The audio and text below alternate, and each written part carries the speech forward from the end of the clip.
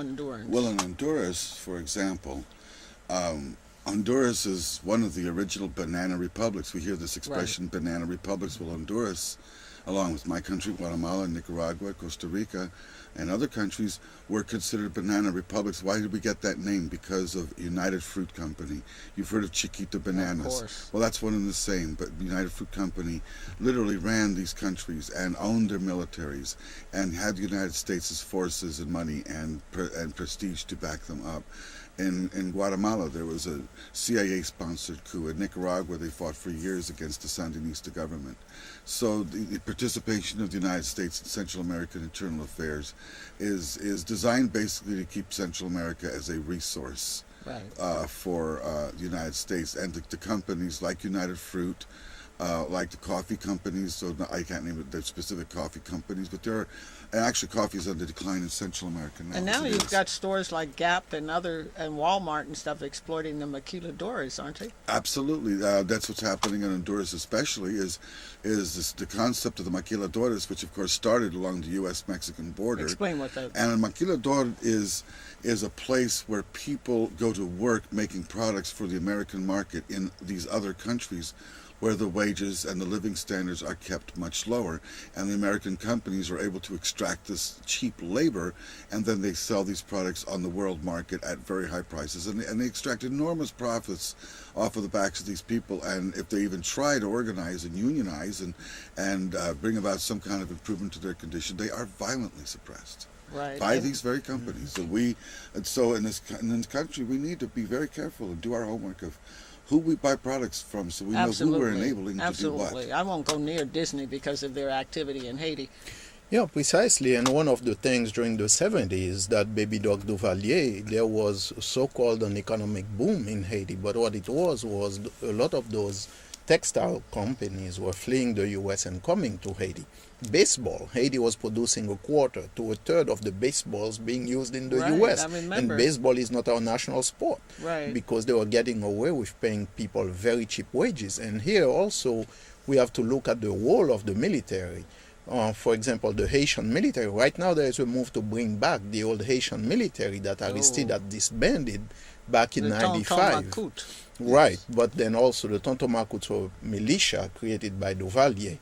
But on the military itself, well, and they are using the nationalistic argument that this was the military that forged Haitian independence.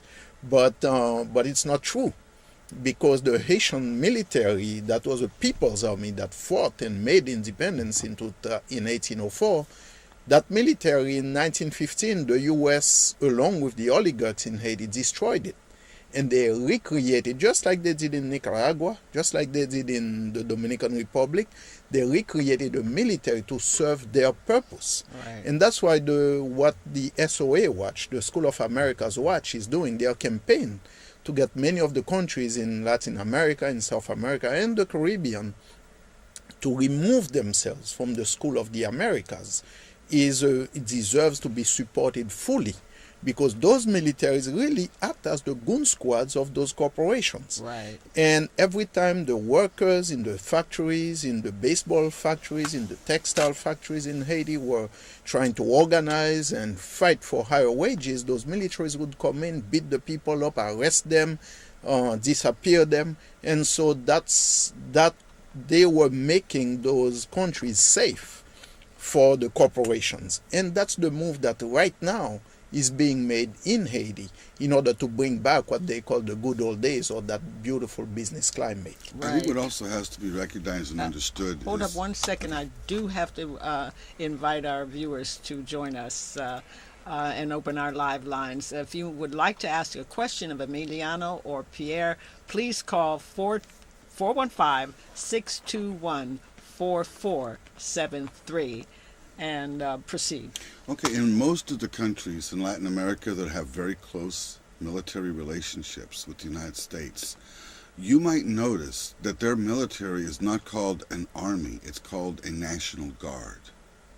And it is called the National Guard for a very specific reason, because that way these countries who use that appellation and that relationship with the United States, they are somewhat similar in relationship to the U.S. military as the National Guards of the various states of this country. Ah. There are interrelationships that have been created that you and most of progressives in this country have no idea exist. For example, I just got word recently that in Colombia, those military bases that are being built by the U.S. in Colombia, according to a recent agreement, are going to be housing drones. Oh. Okay, and those drone aircrafts are some of the most sinister things that sinister minds could come up with. And I wonder who they want to try and use it against. The evil, the sheer evil of and I wonder who they using want an to use a unmanned drone, drone in to Colombia drop against. bombs on people, on civilians. Yeah, sick. It is sick. It really is sick. There are two things that I want to try to get to before we run out of time, and that is in the election that happened recently that was boycotted by Haitians. I love it. And the possibility of a constitutional referendum in Honduras, and the proposal to have the people participate in that the scheduled election for November 29th, and vote not just for a candidate but for a constitutional assembly to rewrite the Constitution. Well, to answer your question about the possibility of that happening, in my own, this is just my opinion, I think there's going to be attempts made to do that, but I just get the feeling, knowing how things are in Central America and how things are, that any attempt to put any kind of parallel ballot box with any kind of vote attached to it, you can almost rest assured that all these ballot boxes are going to be under military supervision. You can almost bet that. And so the military are not going to permit any kind of such activity to take place, which wouldn't be binding anyway, unfortunately. I see.